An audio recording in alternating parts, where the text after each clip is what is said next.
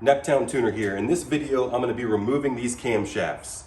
I always suggest that everyone goes and looks at the instruction manual no matter what they're doing, right? I'm just showing you how I do it. First off, you can get this little kit and it has special tools in it and things like that. It's nice to have this. Didn't even cost much. It's nice to have things like this.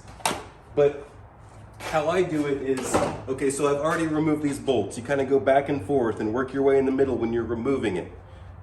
I'm down to my last two here. Whenever I remove this, let's just do it. We're gonna unbolt these.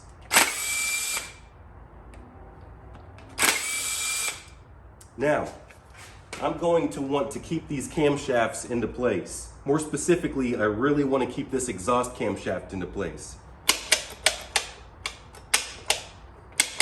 But really, look at that. I just fixed myself up perfect before I even took it off. Now I can pop this thing off. Now take a look at this beautifully allocated exhaust camshaft.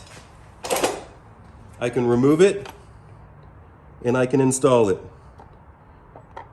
The cam lobes are not in the way. If you do not do this, if you don't just simply rock it back and forth before you take the cam tray off, then you'll have to squeeze these together as it's halfway sitting there. And should I take the time to actually show you exactly what I'm talking about? Some of these guys out there, they've already done it. So just look at the comments and see how they said that they had trouble with this. All you gotta do is give it a little pop, pop, pop, and then take your cam tray off.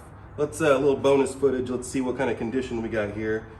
We have perfect looking journals all the way across. Everything looks beautiful in this cylinder head.